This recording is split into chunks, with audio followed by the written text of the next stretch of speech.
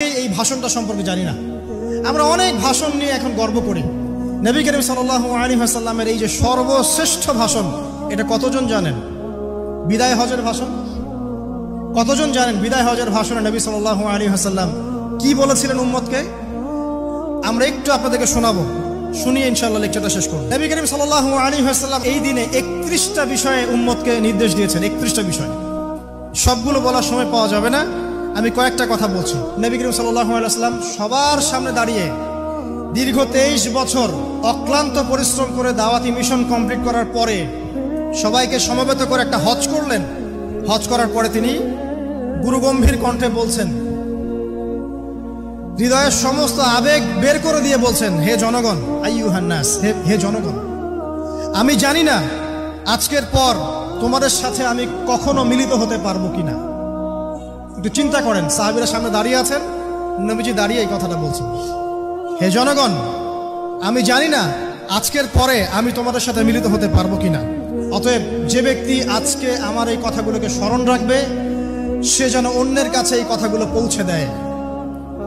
হতে পারে যার কাছে পৌঁছে দেওয়া হচ্ছে সেই এই কথাগুলোকে বেশি সংরক্ষণ করতে পারবে। আল্লাহ পাক তার প্রতি রহম করুন যে আমার এই কথাগুলোকে অন্যের কাছে পৌঁছে দিবে। নবীজির ভাষণ। এরপর নবীজি বলছেন, জেনে রাখো, নিশ্চয়ই তোমাদের পরস্পরের, মুসলিমদের পরস্পরের সম্পদ, পরস্পরের রক্ত, পরস্পরের এই যে জান, মাল, ইজ্জত, এগুলো একে অপরের জন্য হারাম। মুসলিমদের পরস্পরের রক্ত, পরস্পরের ইজ্জত, সম্মান একে অপরের জন্য হারাম। এর হানি করা একে অপরের জন্য হারাম। ঠিক যেমন আজকের এই দিন হারাম, এই শহর হারাম, এই মাসও হারাম। নবী করিম সাল্লাল্লাহু আলাইহি ওয়াসাল্লাম বলছিলেন, জেনে রাখো, 3টা বিষয়ে যেন তোমাদের অন্তর কখনো খেয়ানত না করে। 3টা বিষয়ে তোমাদের অন্তর যেন কখনো খেয়ানত না করে। 1, তোমরা যে কাজটাই করবা শুধু আল্লাহ পাকের সন্তুষ্টির জন্য করবে। তোমরা যে কাজই করবে শুধু আল্লাহর সন্তুষ্টির জন্য করবে। তোমাদের শাসক বর্গের কল্যাণ কামনা করবে। তোমাদের শাসক বর্গের কল্যাণ কামনা করবে। 3 নাম্বার, মুসলিমদের জামাতকে আঁকড়ে ধরে রাখবে। মুসলিমদের ইউনাইটেড কমিউনিটিকে আঁকড়ে ধরে থাকবে। এই 3টা বিষয় পালনের ক্ষেত্রে তোমাদের অন্তর যেন খেয়ানত না করে।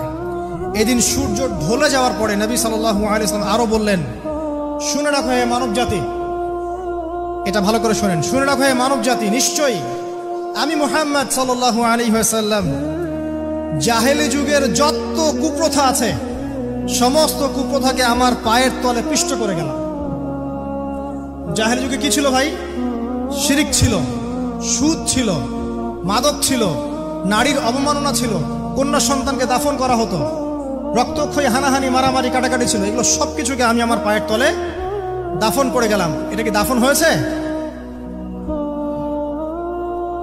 তিনি বলছেন, নিশ্চয়ই আমি জাহেলি যুগের সুদকে আমার পায়ের তলে পিষ্ট করে যাচ্ছি।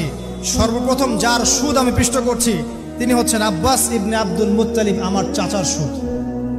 নিজের পরিবার থেকে দৃষ্টান্ত স্থাপন করলেন।